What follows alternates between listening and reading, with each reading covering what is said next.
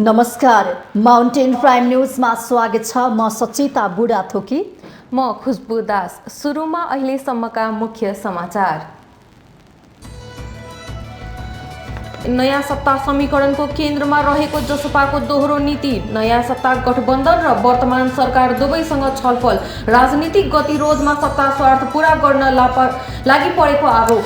नवीन्द्र जोशीको निधनसँगै पार्टीले क्षमतावान नेता गुमाएको काङ्ग्रेस सभापति शेरबहादुर देउवाको भनाई। पार्टीभित्र कुनै किसिमको विवाद नरहेको जिकिर। निजामती प्रशासन झिङ्गे टसाई सोचबाट मुक्त हुन नसकेको उप प्रधानमन्त्री ईश्वर पोखरेलको टिप्पणी।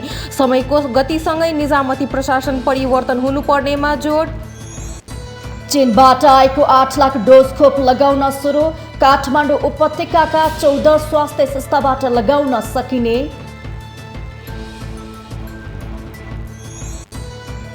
नेपाल पत्रकार महासंघ निर्वाचन सम्पन्न भएसँगै मत परिणाम आउन थाल्यो। प्रेस युनियन नेतृत्वको गठबन्धनका विपुल पोखरेलको अग्रता कायमै। कोरोना भाइरस संक्रमणपछि निको भएकाहरूमा मानसिक तथा मस्तिष्क सम्बन्धी समस्या देखियो। संक्रमण भएको 6 महिनाभित्र 34% समस्या भेटियो। र च्याम्पियन्स लिग फुटबल अन्तर्गत क्वार्टर फाइनलको पहिलो लेगमा पीएसजी को जित। पीएसजीसँग बायर्न म्युनिक 3-2 गोल अन्तरले पराजित।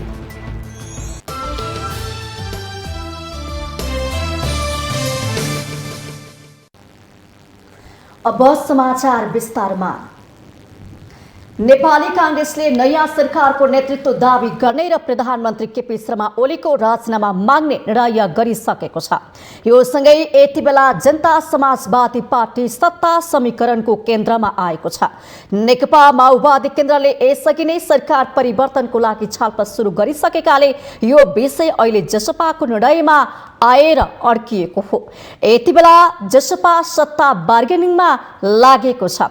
यसले विगतमा जसपालाई लागेको सत्तामुखीको आरोप समेत थप पुष्टि भएको छ।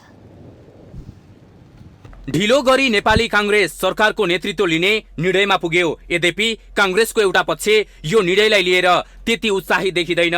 काङ्ग्रेसले गरेको यो निर्णयसँगै विवादकै बीचमा भए पनि नेपाली राजनीतिमा पछिल्लो चरणमा जनता समाजवादी पार्टी जसपाको महत्व एकाएक बढेर गएको छ। सरकार र सरकार ढाल्ने प्रयत्नमा रहेका दुवै पक्षसँगको मोलतोलको केन्द्रमा यति बेला जसपा आइपुगेको छ। प्रधानमन्त्री केपी ओलीसँग जसपाले सरकारको समर्थन र सरकारमा सामेल हुनका लागि लामै समयदेखि मोलतोल गर्दै नै आएको हो। तर यही जसपाको अर्को पक्ष सरकार विरोधी मोर्चामा रहेका नेपाली काङ्ग्रेस र माओवादी केन्द्रलाई सरकार परिवर्तन गर्नकै लागि आवश्यक पर्ने संख्या पुर्याइदिन र सरकारमा सम्मानजनक स्थान प्राप्तिका लागि मोलतोलमा व्यस्त देखिएको छ। मुलुकका अघिल्ला राजनीतिक घटनाक्रमलाई दृष्टान्तका रूपमा लिने हो भने जसपाको अहिलेको अवस्था र विगत 2051 ताकाको रापरपाको अवस्था ठ्याक्कै उस्तै देखिएको छ। तर 2051 मा सत्ता समीकरणका लागि तत्कालीन रापरपाका नेताहरूमा देखिएको त्यो हुटुटीको परिणाम लगत्तै देखिएको थियो। पार्टी नै चिराचिरामा विभक्त भएको थियो। सत्ता र शक्तिका लागि जस्तो आउँछ त्यही नै उपभोग गर्ने रणनीतिले पार्टी नै तहस नहस भएको विगतको रापरपाको नियति भोग्ने बाटोमा यति बेला जसपाको नेतृत्वमा रहेका एक थरी नेताहरू सक्रिय देखिएका छन्। जसपा भित्र सरकारको पक्ष र विपक्षमा देखिएका नेतामा पार्टीका आधारभूत एजेन्डालाई सत्तासँगको विनिमयको माध्यम बनाउने प्रवृत्ति देखिएको छ। मुलुकको राजनीतिले मुलुकलाई अर्ली इलेक्सनको बाटोमा लगिसकेको छ। स्वयं सरकारको मनस्थिति पनि त्यस्तै देखिन्छ।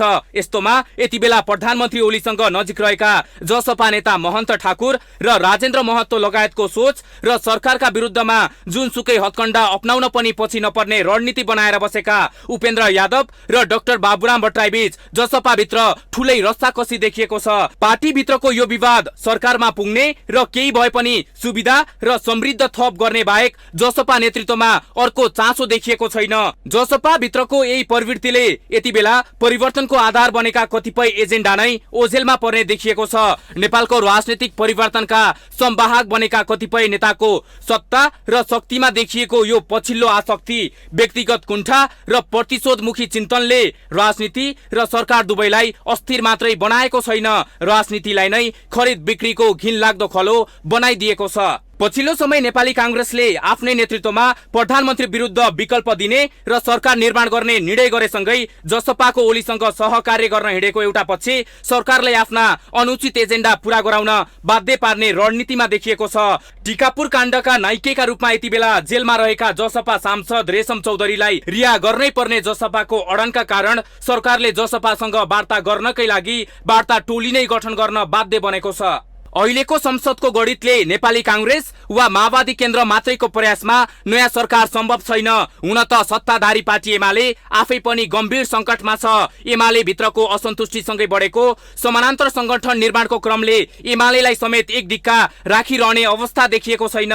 पार्टी विचार, नीति र आदर्श केहीलाई पनि नटेकी पार्टी नेतृत्वका विरुद्ध एमाले भित्र चलाइएको यो अभियानकै कारण यति बेला सरकारलाई नै अस्थिर बनाउने खेल पार्टी भित्रैबाट सुरु भएपछि प्रतिपक्ष दलहरूको च्याखे धर्ना सुरु भएको हो, जसमा जसपाले सरकार र सरकार विरुद्ध रहेका दुवै संघको मोलमलाइलाई निरन्तरता दिएर आफूलाई पाए अन्त नपाए लखनेका जनताको रणनीतिलाई अख्तियार गरेको छ। तर यति बेला सरकार विरुद्ध लागेका राजनीतिक दलले बुझ्नै पर्ने अर्को तथ्य सत्तारूढ दल नेकपा अहिले नै विभाजन भइहाल्ने अवस्थामा भने पुगेको छैन।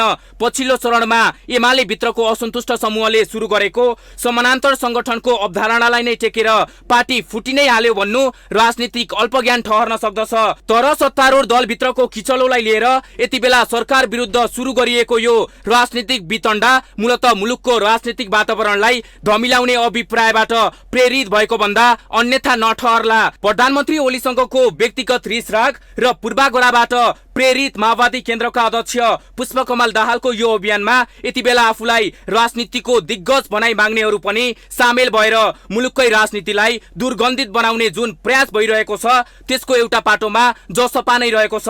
मुलुकमा राजनीतिक अस्थिरताको जडका रूपमा आलोचित हुँदै आएको जसपा र योसँग सम्बद्ध नेताहरूले मुलुकको अहिलेको यथार्थ राजनीतिलाई बुझेर विगतमा आफूमाथि लाग्दै आएको आरोपलाई पुनः पुष्टि नगरिदिए राजनीतिले पनि सोही दिशा लिने अपेक्षा गर्न सकिन्छ। माउन्टेन टेलिभिजन राजनीतिक ब्युरो।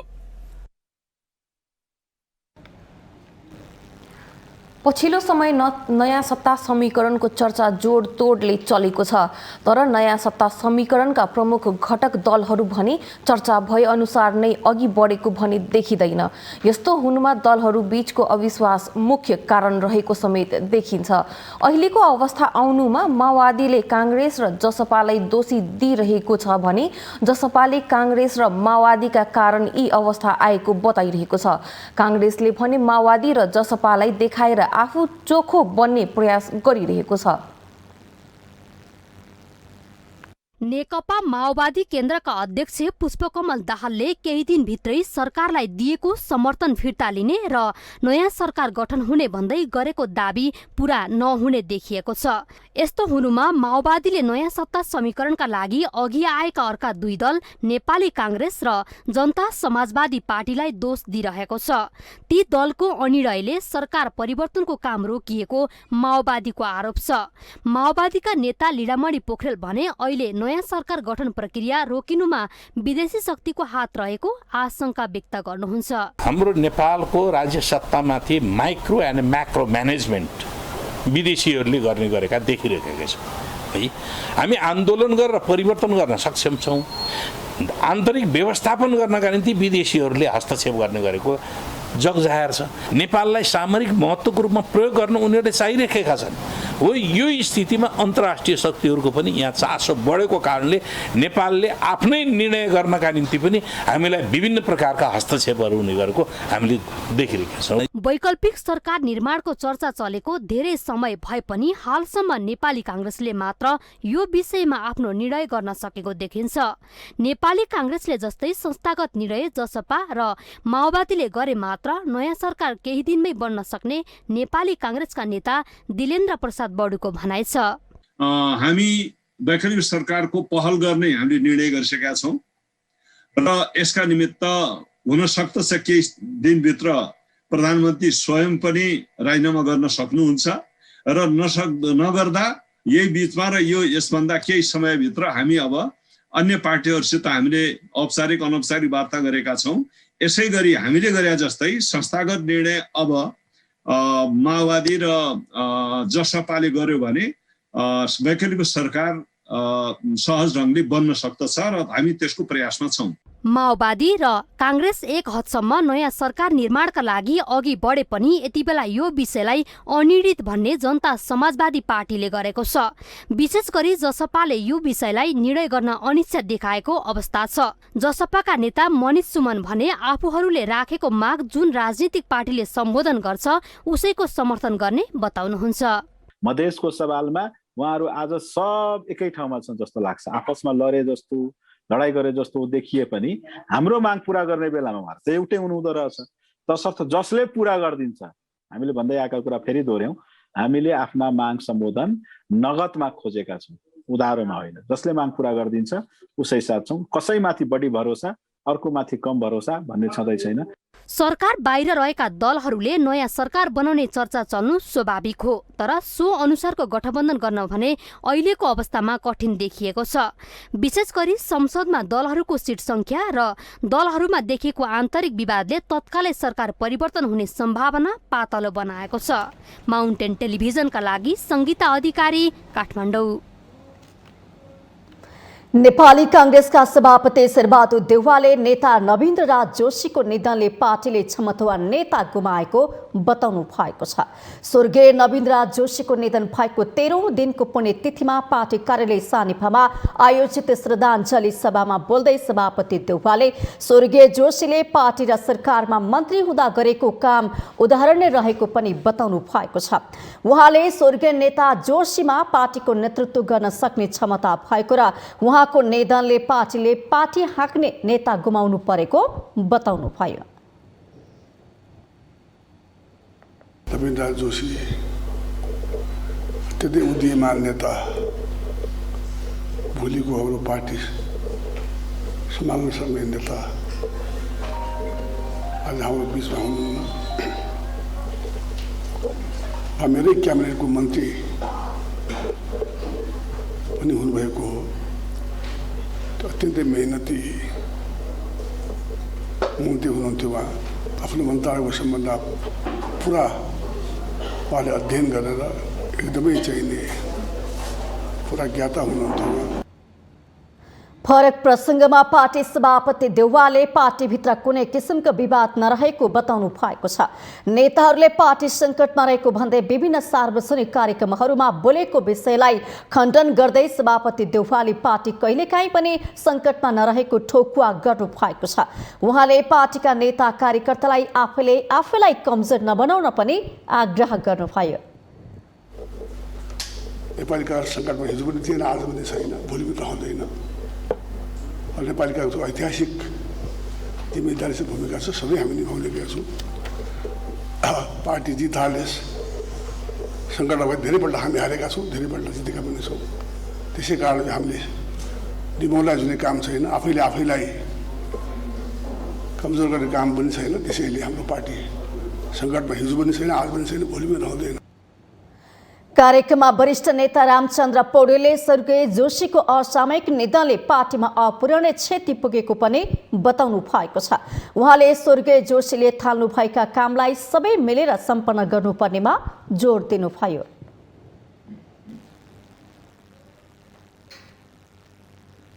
उपप्रधानमन्त्री ईश्वर पोखरेलले निजामती प्रशासन झिङ्गे टसाई सोचबाट मुक्त हुन नसकेको टिप्पणी गर्नुभएको छ।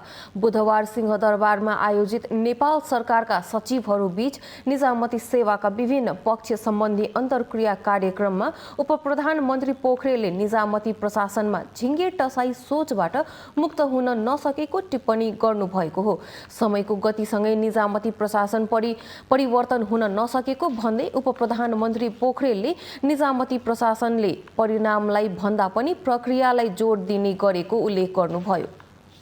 सकारात्मक परिवर्तनको अभाव, निजामती प्रशासन अझैसम्म, माफ गर्नुहोला म एउटा शब्द प्रयोग गर्न चाहन्छु, झिङ्गे टसाई सोचबाट मुक्त हुन सकेको छैन।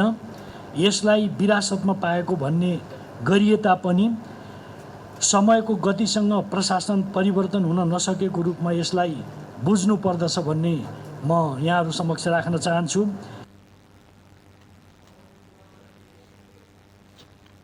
कार्यक्रममा मुख्य सचिव शङ्करदास बैरागीले कर्मचारीको व्यवहार, कार्यशैली, आचरण र जीवनशैलीद्वारा निजामती सेवाप्रतिको धारणा सकारात्मक बनाउन सकिने बताउनुभयो।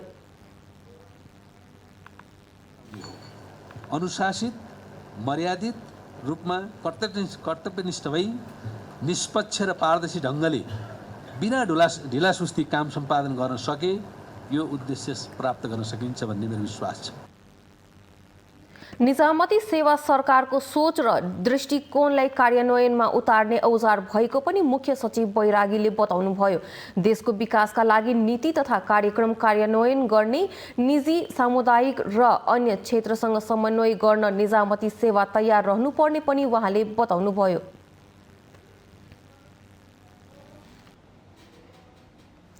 नेकपा माओवादी केन्द्रका तर्फबाट प्रतिनिधि सभाका 4 सांसदको पद निलम्बन भएको छ। पार्टी विरोधी गतिविधि गरेको आरोप लागेका ती सांसद नेकपा एमाले तर्फ लागेकाले कारबाही भएको हो। माओवादीले उक्त निर्णय राजनैतिक दल सम्बन्धी ऐन दफा 2073 को बमोजिम दल त्याग ऐन व्यवस्थामा टेकेर यो निर्णय गरेको जनाएको छ। तर अहिले कारबाही गर्ने पक्ष भने पार्टीले सोधेको स्पष्टीकरणको जवाफ नदिएकाले यस्तो अवस्था आएको बताइरहेको छ। नेकपा माओवादी केन्द्रले नेकपा एमाले पार्टीमा प्रवेश गरेका र हाल मन्त्री समेत रहेका 4 सांसदलाई कारबाही गरेको छ। माओवादीको केन्द्रीय कमिटिको बैठकले सो निर्णय गरेको हो। पार्टी छोडेर गएका तथा अब पार्टीमा नफर्किने निश्चित भएकाहरूलाई संसद सदस्यता नै खारेज गर्ने गरी कारबाही गरिएको माओवादी केन्द्रले जनाएको छ। पछिल्लो समय अदालतको आदेशसँगै माओवादी र एमाले छुट्टै दलको रूपमा रहे पनि ती सांसदहरू सरकारसँगै रहेको र पार्टी अनुशासन बाहिर गएकाले यस्तो अवस्था आएको माओवादी तर्फका नेताहरू बताइरहेका छन्। कारबाहीमा परेका सांसदहरूले पार्टीले सोधेको स्पष्टीकरणलाई पनि व्यवस्था गरेकाले यो निर्णय गरिएको माओवादीका प्रमुख सचेतक देव गुरुङको भनाइ छ। राजनीतिक दल सम्बन्धी ऐन 2073 मा के व्यवस्था छ भन्दाखेरि 73 को चाहिँ दफा 31 मा के व्यवस्था छ भन्दाखेरि दल त्याग गर्न नहुने भन्ने चाहिँ छ। दल परिवर्तन गर्न नहुने व्यवस्था छ र दल परिवर्तन गरेमा के गर्ने त भन्दाखेरि चाहिँ जुन जहाँ चाहिँ सांसद बनेको छ या प्रतिनिधि सभामा निर्वाचित भएको छ भने उसको पद चाहिँ स्वतः मुक्त हुन्छ भन्ने चाहिँ छ। त्यसो भएको हुनाले उहाँले दल त्याग्नु भयो हैन, उहाँले दल त्याग्नु भएको हुनाले स्वतः चाहिँ के हुने भयो त भन्दाखेरि चाहिँ सांसद पद चाहिँ रिक्त हुन्छ। तर अहिले माओवादीले गरेको कारबाहीले कुनै फरक नपर्ने कारबाहीमा परेका सांसदहरूले सार्वजनिक अभिव्यक्ति दिइरहेका छन्। यससँगै पार्टीमा विवाद हुँदा प्रधानमन्त्री केपी ओलीलाई साथ दिएका यी सांसदहरूले आफूलाई सांसद पदको माया नभएको बताएका थिए। अझ त्यसमाथि सरकारको ध्यान नयाँ निर्वाचनमा केन्द्रित भएकाले पनि यो कारबाहीको कुनै औचित्य नभएको तर्क समेत गरिएको छ। नेकपा एमालेकी नेत्री राधा गेवाली समेत निर्वाचन नजिकिएकाले यो कारबाही खासै अर्थ नराख्ने बताउनुहुन्छ। मन्त्रीहरू माननीय नभएको बेलामा नै 6 महिना उहाँहरू मन्त्री बन्न पाउनुहुन्छ र अब यो संसदले चाहिँ धेरै जान सक्ने स्थिति देखिएको छैन। यसको संरचनामा हामी 2/3 नजिक रहेको अवस्थामा पनि हाम्रा आदरणीय नेताहरूले नै अलिकति बढी चाहिँ नै नेतृत्व हत्याउने हिसाबले उहाँहरू लाग्नुभयो र त्यो सफल हुनु भएको छैन। अर्को विकल्प भनेको निर्वाचनमा जानुपर्छ नै हो। पछिल्लो समय नेकपा एमाले र नेकपा माओवादी केन्द्रले पार्टीका नेताहरूलाई कारबाही गर्ने क्रमलाई तीव्रता दिएको छ। यो सँगै यसअघि एकीकृत दलमा रहेका नेताहरूको कित्ता समेत स्पष्ट हुँदै गएको छ। तर अहिलेको कारबाही लगायतका गतिविधि भने राजनीतिक भन्दा पनि व्यक्तिगत रिसिभीको परिणति समेत देखिएको छ। यस्ता प्रवृत्तिलाई बढावा नदिई विवादको राजनीतिक समाधान खोज्नु नै उपयुक्त हुने देखिन्छ। माउन्टेन टेलिभिजनका लागि पुष्पा श्री कार्कीको रिपोर्ट। माउन्टेन प्राइम न्युजमा पालो भएको छ विश्रामको।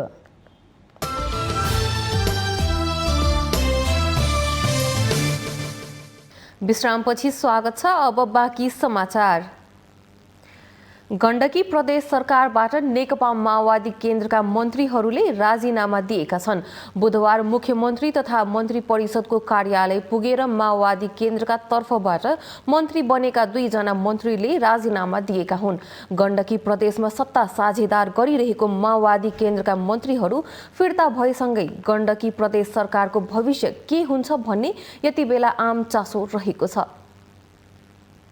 गण्डकी प्रदेश सरकारबाट नेकपा माओवादी केन्द्रका मन्त्रीहरूले राजीनामा दिएका छन्। बुधबार बसेको माओवादी केन्द्रको संसदीय दलको बैठकले पार्टीबाट सरकारमा सामेल मन्त्रीहरूलाई राजीनामा दिन निर्देशन दिएको थियो। संसदीय दलको निर्णय अनुसार आन्तरिक मामिला तथा कानून मन्त्री हरिबहादुर चुमान र भूमि व्यवस्था कृषि तथा सहकारी मन्त्री लेखबहादुर थापाले राजीनामा दिनुभएको हो। माओवादी सरकारबाट बाहिरिए पनि समर्थन भने फिर्ता लिइसकेको छैन। राजीनामा दिएका मन्त्रीले आगामी दिनमा प्रतिपक्षमा रहेर सरकारका गलत कामप्रति खबरदारी गर्ने घोषणा गर्नुभएको छ। यहाँको माइक्रो म्यानेजमेन्ट अरू कसैले गर्छ, त्यही माइक्रो म्यानेजमा उहाँहरू कुदिराख्नु भएको छ अनि अर्कालाई दोष लगाइराख्नु भएको छ। त्यो दोष चाहिँ अर्काले लाउने, तर सबै चाहिँ के भन्ने त भन्दा त्यो नै माइक्रो म्यानेजमेन्टको योजनाभित्र कुद्ने अनि एकलाई अर्कोलाई सत्तो सराप गरेर यो देश अगाडि बढ्दैन। यो विषयमा हामी सबैले अब गम्भीरतापूर्वक सोच्न जरुरी छ र अम्लो ठड्याउन जरुरी छ। यस्ता क्रियाकलापहरूको अब विरोध गर्नु जरुरी छ। त्यही रूपमा आगामी दिनमा अब हामी अगाडि बढ्नेछौँ।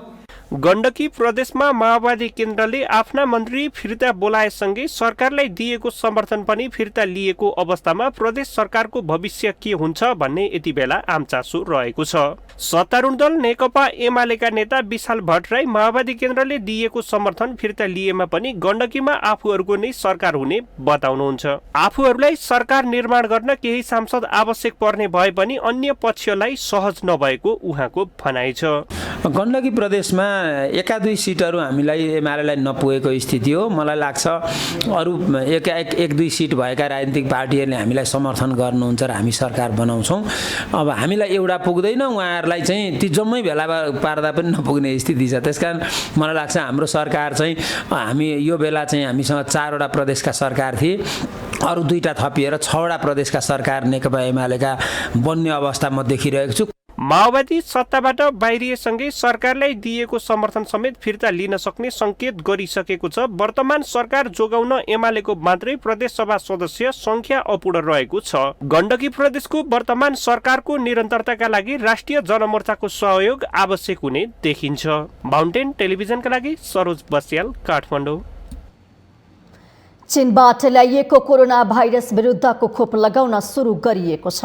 कोरोना संक्रमण विरुद्धको 8 लाख डोजको भेरोसेल नामक खोप बुधबारबाट काठमाडौँका विभिन्न 14 स्वास्थ्य संस्थाबाट लगाउन सुरु गरिएको हो। यो खोप पहिलो चरणमा चीनमा छात्रवृत्तिमा अध्ययनरत नेपाली विद्यार्थी र चीन आउजाउ गर्ने नेपाली व्यापारी लगायतलाई लगाउन थालिएको छ। खोप लगाइए पनि स्वास्थ्य मापदण्ड पूरा गर्नुपर्ने जनस्वास्थ्यविदको भनाइमा खोप लगाउनेहरू सचेत देखिएका छन्। खोपपछि कोरोना लाग्दैन भन्ने त मिल्दैन। अब आफूले सोशल डिस्टेन्सिङहरू मेन्टेन गरेर राख्नुपर्छ, मास्क लगाउनुपर्छ, त्यही नै हो। लाग्न त लाग्छ। यो खोप पहिलो चरणमा चीनमा छात्रवृत्तिमा अध्ययन गर्ने विद्यार्थी, चीनमा अध्ययन गर्न जाने तयारीमा रहेका व्यक्ति, हिमाल पार व्यापार गर्ने नेपाली व्यापारीलाई लगाउने तयारी छ। यस्तै गरी अत्यावश्यक सेवामा काम गर्ने कर्मचारी, होटल, ट्रेकिङ, विज्ञापन र इन्टरनेट क्षेत्रमा काम गर्ने व्यक्ति, औषधि, तरकारी, फलफुल लगायतका व्यापारी, प्राध्यापकहरूलाई खोप लगाउने कार्यक्रम रहेको छ। यसअघि चीनमा कोरोना संक्रमण उच्च हुँदा नेपाल फर्किएको तर फर्किन नपाएकालाई यसले राहत दिएको छ। विश्वव्यापी रूपमा फैलिएको कोरोना महामारी अझै कम हुने सम्भावना देखिएको छैन। सोही कारण पनि खोप लगाउनुको विकल्प नरहेकाले खोप लगाउन चाहनेको संख्या बढिरहेको छ।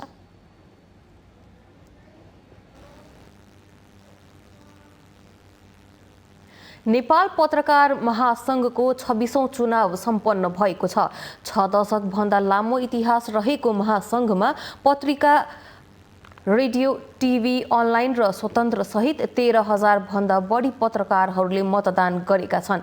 प्रेस स्वतन्त्रताको प्रवर्धन र प्रतिरक्षा गर्नु अहिलेको प्रमुख कार्य भएको मतदाता पत्रकारहरूको भनाइरहेको छ। 2051 सालमा स्थापना भएको नेपाली पत्रकारहरूको छाता संगठन नेपाल पत्रकार महासंघको आसन्न 26औं महाधिवेशन सम्पन्न भएको छ। पत्रकारहरूको हक हितको काम गर्ने र समग्र पत्रकारिता क्षेत्रलाई स्वच्छ र विश्वास मैत्री बनाउने उद्देश्यले स्थापना भएको पत्रकार महासंघको नयाँ नेतृत्व चयनका लागि भएको चुनावबाट मुलुकभरबाट 13,000 भन्दा बढीले मतदान गरेका छन्। पत्रकारहरूको छाता संगठन महासंघको केन्द्रीय प्रादेशिक र स्थानीय तहको नेतृत्व छनौटका लागि बिहान 9 बजेदेखि मतदान सुरु भएको हो। यसपटक महासंघको नेतृत्व प्रत्यक्ष प्रणाली मार्फत चयन हुँदैछ। अहिले चाहिँ प्रत्यक्ष रूपमा भोटिङ गरेर हामीले पत्रकारको नेता साँच्चीकै पत्रकार चुन्न पाउने अहिले उपयुक्त अवसर हो। यो बेलामा हामीले साँच्चीकै पत्रकारको पीर मार्काहरू बुझ्ने खालको लिडरहरू हामीले छान्न सक्यौँ भने भोलि पत्रकार महासंघमा नेतृत्व गर्ने लिडरले साँच्चीकै पत्रकारहरूको पीर मार्का बुझ्छ र हामीले चाहेको प्रेस स्वतन्त्रता श्रमजीवी पत्रकार ऐन लागू गर्ने कुरामा त्यो सहज हुन्छ भन्ने मलाई लाग्यो। नेपाल पत्रकार महासंघ आजसम्म केही राजनीतिहरू घुसेको छ हरेक क्षेत्रमा।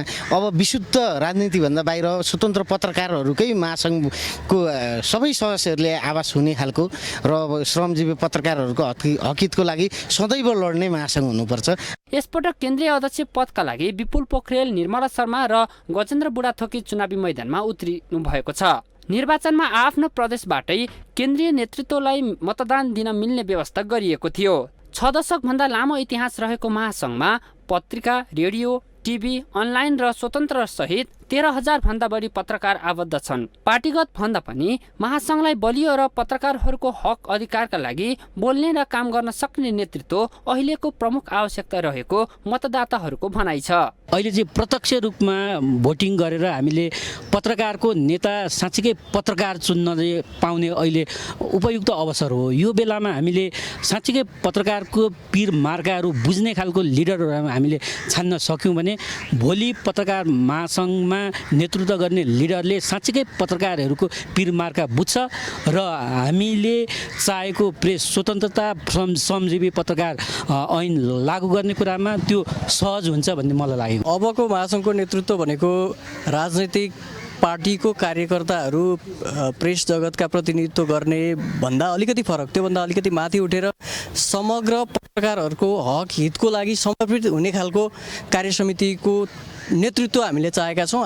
विगतमा पार्षद मार्फत मतदान हुने भएकाले उम्मेद्वारहरूलाई भोट माग्न र नतिजाको पूर्वानुमान गर्न समेत सजिलो थियो। तर यसपटक देशभरिकै 13,000 पत्रकारहरूले जिल्लाबाट प्रत्यक्ष मतदान गर्ने भएकाले यो चुनाव निकै प्रतिस्पर्धात्मक हुने देखिएको छ। माउन्टेन टेलिभिजनका लागि बटुकराज गिरीको रिपोर्ट। नेपाल पत्रकार महासंघको मतगणना जारी छ। बुधबार देशभर एकैसाथ सम्पन्न भएको महासंघ चुनावको प्रारम्भिक मत परिणाम आउन लागेको हो। नेपाल पत्रकार महासंघ जिल्ला शाखा खोटाङमा 26 सदस्य रहेको महासंघको अध्यक्ष दिलीप खत्रे, कोषाध्यक्ष भूमिका नेउपाने र सहसचिवमा चिसाङ शेर्पा र उमेश भुजेल, जनजाति सदस्यमा उजुर राई निर्विरोध निर्वाचित भइसकेका छन्। ओखलढुङ्गामा केन्द्रको मतगणना सकिँदा निर्मला शर्मा 25 मत पाएकी छन् भने विपुल पोखरेलले 18 मत पाएका छन्। यस्तै भक्तपुर, गुल्मी, पाल्पा, बागलुङ, दार्चुला, भोजपुर लगायतका जिल्लाको मत परिणाम सार्वजनिक भएको छ। पछिल्लो मत परिणाम अनुसार अध्यक्षमा प्रेस युनियन नेतृत्वको गठबन्धनका उम्मेद्वार विपुल पोखरेल अगाडि हुनुहुन्छ।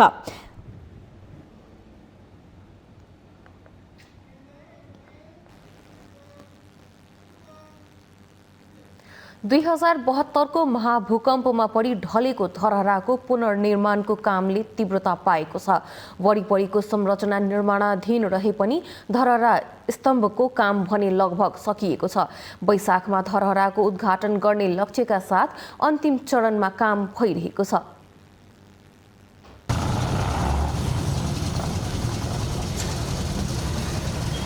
2072 सालको महाभूकम्पमा परि धरहरा लगायत देशका अधिकांश पुरातात्विक सम्पदाहरू ढलेका थिए र यतिखेर धरहराको पुनर्निर्माणको कामले तीव्रता पाएको छ। हामी यतिखेर आइपुगेका छौँ जहाँ धरहरा पुनर्निर्माणको काम भइरहेको छ, धरहरामा छौँ र यतिखेर धरहराको काम कति भइरहेको छ, कसरी भइरहेको छ र धरहराको प्रगति कस्तो छ त र सर्वसाधारण नागरिकले धरहरा कहिले चढ्न पाउँछन् त।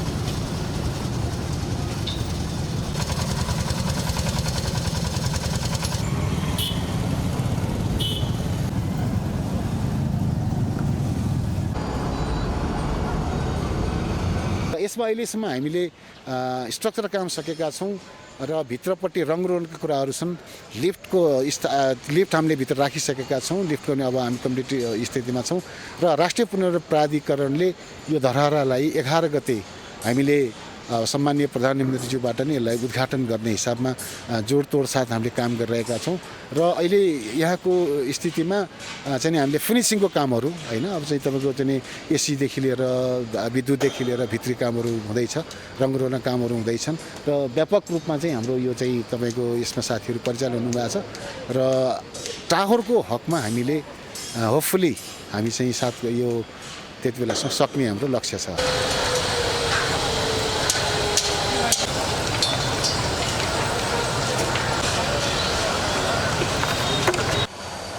संरक्षण त्यतै हुन्छ।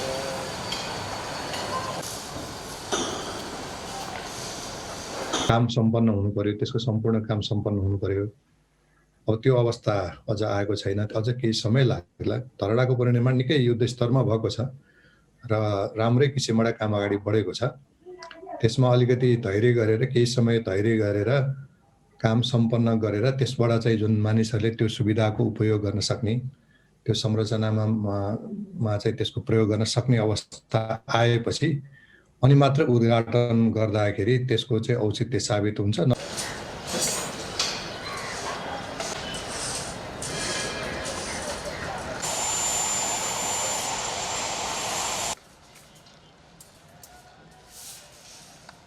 दर्शकबिन, धरहरा वरिपरिको संरचनाको काम भने पूरा भइसकेको अवस्था छैन, तर धरहराको स्तम्भको काम भने लगभग पूरा भइसकेको छ। सम्माननीय प्रधानमन्त्री केपी शर्मा ओलीले यही नयाँ वर्षमा जनतालाई धरहरा उपहार दिने घोषणा गर्नुभएको छ र यही घोषणा अनुरूप यतिखेर धरहराको रङरोगन र धरहराको गजुर राख्ने काम भइरहेको छ।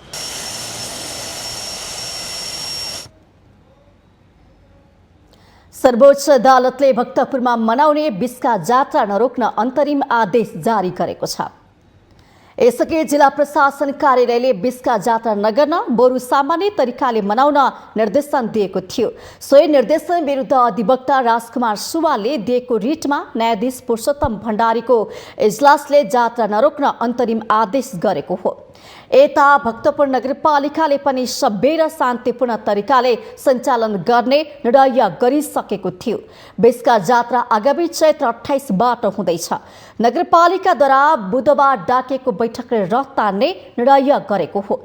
छिमेकी देश भारतमा कोरोनाको नयाँ प्रजातिले महामारीको रूप लिएको र केही स्थानमा कर्फ्यू समेत लगाइसकेको अवस्थामा नेपाल भारत बीचको खुला सीमाको कारण संक्रमण जोखिममा रहेकाले सबै सचेत रहनुपर्ने चर्चा भयो, जसकारण कोरोना जोखिमलाई ध्यानमा राखेर आवश्यक स्वास्थ्य मापदण्ड अपनाई सभ्य र शान्तिपूर्ण तरिकाले जात्रा सञ्चालन गर्ने निर्णय भएको छ। माउन्टेन प्राइम न्युजमा पुनः पालो भएको छ विश्रामको।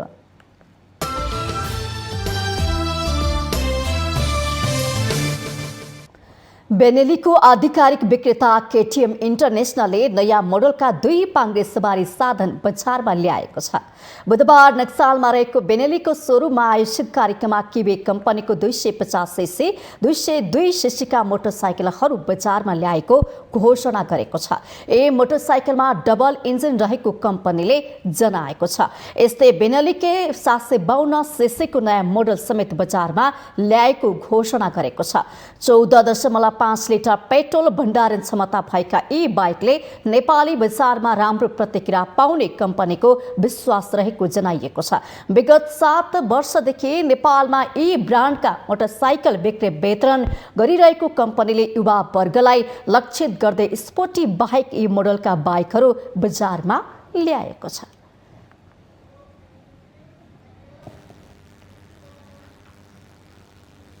स्वास्थ्य बीमा बोर्डले थप 6 जिल्लामा कार्यक्रम सञ्चालन गर्ने भएको छ। 5औं स्वास्थ्य बीमा दिवसको अवसरमा बुधबार काठमाडौँमा आयोजित कार्यक्रममा सरकारले थप 6वटा जिल्लामा स्वास्थ्य बीमा कार्यक्रम सञ्चालन गर्ने घोषणा गरेको हो। बुधबारबाटै ताप्लेजुङ, बारा, सर्लाही, दोलखा, मनाङ र मुस्ताङमा स्वास्थ्य बीमा कार्यक्रममा सुरु गरिएको छ। स्वास्थ्य बीमा सेवालाई नेपाल सरकारले सञ्चालनमा ल्याएको नागरिक एपमा पनि समावेश गरिएको छ। कार्यक्रम शुभारम्भ गर्दै स्वास्थ्य तथा जनसङ्ख्या मन्त्री हृदय त्रिपाठीले स्वास्थ्य बीमा कार्यक्रमलाई नेपाल सरकारले धेरै नै महत्त्व दिएको बताउनुभयो। बिमितको लागि मात्रै तपाईले मेसिन थप्ने हैन नि, अस्पताललाई सुदृढ गर्ने त सधैँ अरूको लागि पनि त हो नि। यसलाई थप बोझको रूपमा बनाउने प्रयत्न सेवाग्राही संस्था अस्पतालहरूले कृपया नगर्नुहोस्। आफ्नो संस्था आफैले सुदृढ गर्ने काममा लाग्नुहोस्। विविधहरू आए, पालो दिन सकिएन भन्ने ढङ्गका चाहिँ कुराहरू गरेर पन्छिन हुँदैन। यो तपाईहरुको नियमित र संस्थागत काम हो। आफ्ना संस्थाले सुदृढ गर्ने, त्यसलाई सुविधा सम्पन्न बनाउने तपाईहरुको आफ्नो दायित्व हो। नेपाल सरकारले 2072 चैत 25 देखि स्वास्थ्य बीमा कार्यक्रम सुरु गरेको हो। आज थपिएका 6 जिल्ला बाहेक 69 वटा जिल्लामा करिब 37,72,600 जना बीमा कार्यक्रममा सहभागी भइसकेका छन्।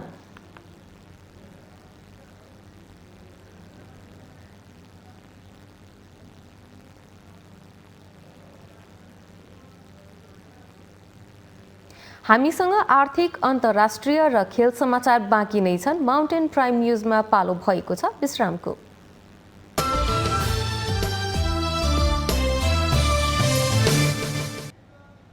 विश्रामपछि पुनः स्वागत छ। अब पालो आर्थिक समाचारको। अर्थमन्त्री विष्णु प्रसाद पौडेलले अहिलेको अवस्थामा मन खुलाएर बजेट निर्माण गर्न नसकिने स्पष्ट पार्नु भएको छ। बुधबार नेकपा एमाले निकर विद्यार्थी संगठन अनि रासोबीको ज्ञापन पत्र बुझ्दै अर्थमन्त्री पौडेलले यसपटक मन खुलाएर बजेट निर्माण गर्न नसकिने स्पष्ट पार्नु भएको हो। कोरोनाको कारण सर्जित समस्या र स्रोतको सीमितताको कारण बजेट निर्माण गर्दा खुम्चिनु पर्ने अवस्था रहेको अर्थमन्त्री पौडेलको भनाइ छ। कि हामी कोभिड महामारी, विश्वव्यापी महामारीको प्रभावमा छौँ। यसबीचमा हामीले कोभिड महामारीकै बिचमा पनि जुन बजेटको स्रोत हो नि राजस्वको प्रश्नमा हामीले चाहिँ सुरुमा निर्धारण गरिएको लक्ष्य पुरा गर्नुपर्छ भन्ने हिसाबले पुरा गरी छाड्छौँ भन्ने हिसाबले हामी त्यो राजस्व परिचालनको काममा केन्द्रित छौँ। अनि रासोबीका अध्यक्ष ऐन महर सहितका विद्यार्थी नेताहरूले आगामी बजेटमा शिक्षा क्षेत्रको लागि कम्तीमा 20% बजेट छुट्याउन माग गरेका छन्। यस्तै सरकारी सेवा सुविधा र जागिरमा रहनेका छोराछोरीलाई अनिवार्य सामुदायिक सरकारी विद्यालयमा भर्ना गर्ने प्रबन्ध मिलाउन पनि अनि रासोबीले माग गरेको छ।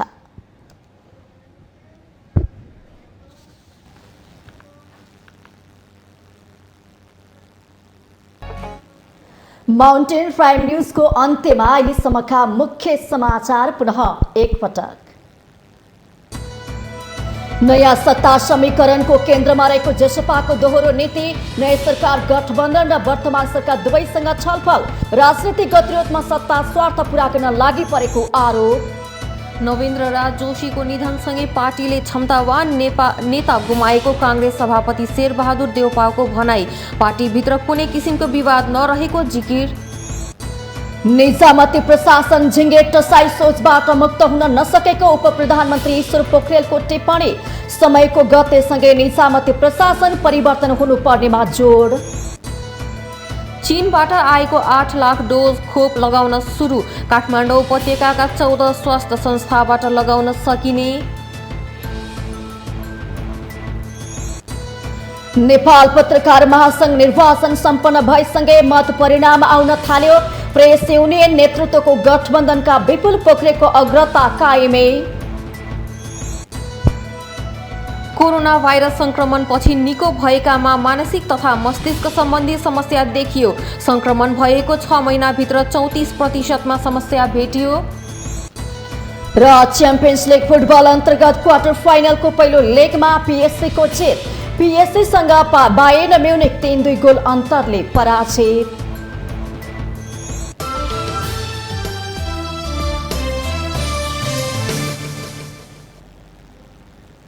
माउन्टेन प्राइम न्यूज अहिलेलाई सकियो। सत्य, तथ्य र निष्पक्ष समाचारका लागि हेर्दै रहनुहोला माउन्टेन टेलिभिजन। नमस्कार।